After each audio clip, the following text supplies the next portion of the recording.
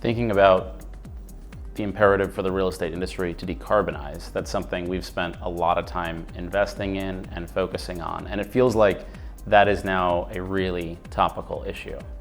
I guess from your perspective, looking at the policy, talking to so many real estate owners, do you feel like the real estate industry truly has internalized the extent to which it is going to have to retrofit? And let's just focus on, for the purposes of this conversation, commercial real estate. Do you think they get it? Short answer is no. But they also, if you're in commercial real estate right now, certainly the office sector, you have a lot of other things going on and a lot of other things you're worried about. And when you've kicked your refinance out a couple of times and the bank is breathing down your neck and you're staring down 30% vacancy, you may not be thinking about the climate retrofit.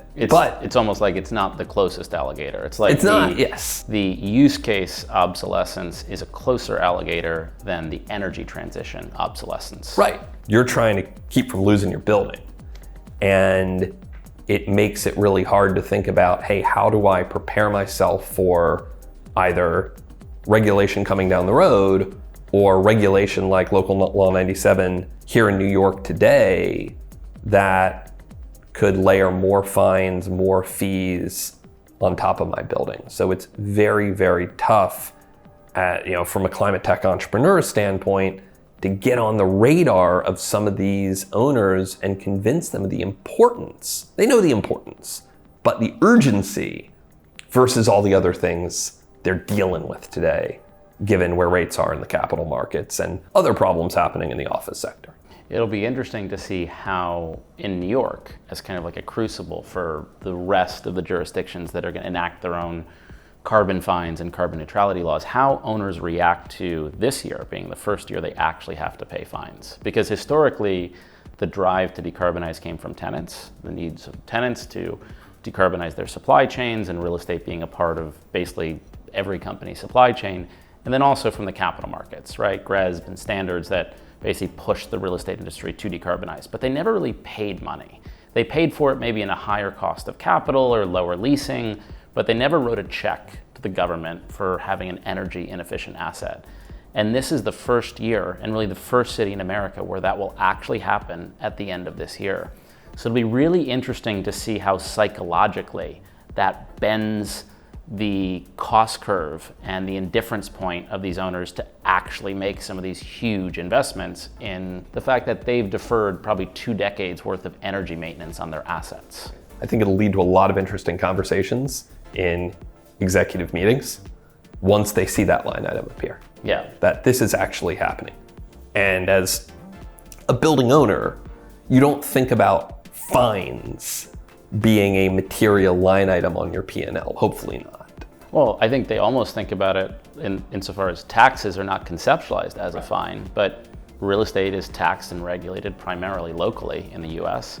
And this is just a new form of real estate tax, and it will come directly out of cash flow. So you can basically put a capitalization rate on it and roughly estimate the value destruction. If you're paying, $10 million a year in fines, that's hundreds of millions of dollars of building value that's just up in smoke. Right. And back to the OpCo-PropCo conversation, you're going to see some really interesting structures emerge to finance those retrofits.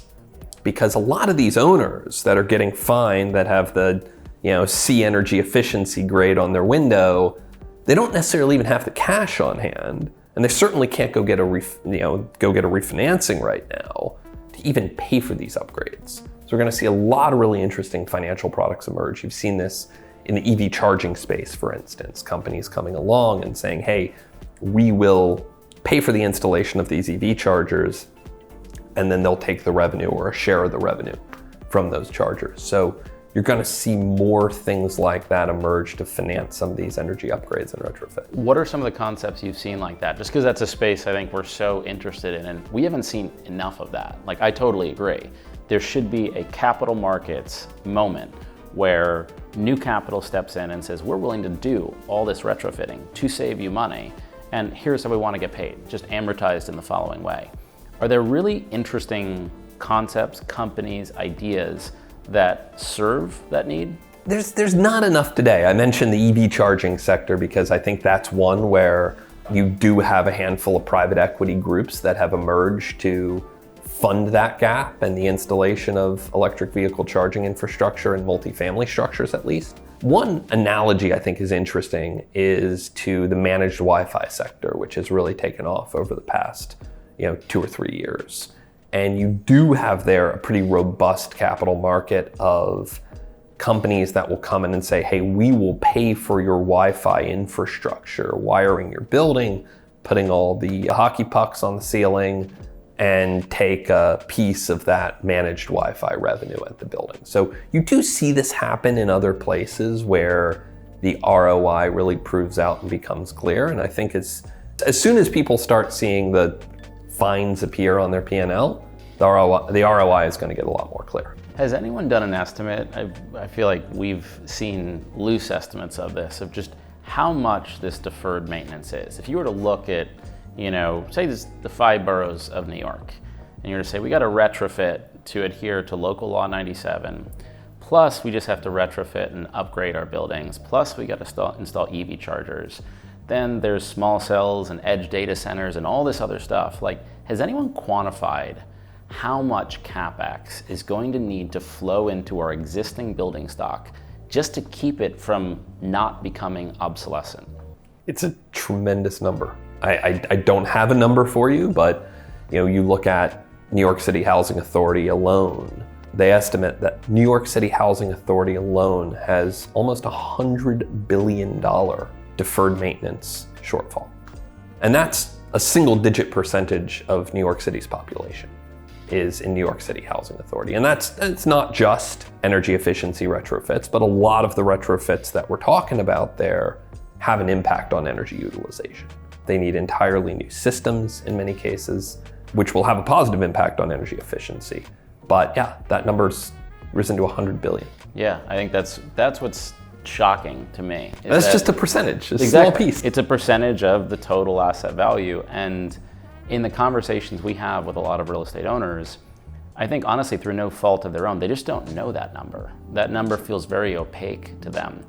But in not knowing it, they're not aware of just how large it is and how much cash flow and distribution and dividends it's going to cannibalize in like the forward 2 decades, because that is a number for CapEx that you're going to have to pay out of distributions you would have otherwise made to your investors. Well, I'm curious when you think about returns and the kind of returns that your LPs are looking for, wouldn't creating a pool of capital like that to go fund some of these retrofits, it wouldn't be the same venture style return, but if you just think about it from a capital allocation standpoint, it's got to be a pool of capital sitting in your LPs that would generate a good return from that. It's almost like the inverse of the propco-opco opportunity we were talking about. It's basically saying that to prevent the destruction of value, there's deferred maintenance and CapEx that needs to flow into assets, and unfortunately, most of the commercial assets in any given city are hamstrung in their ability to access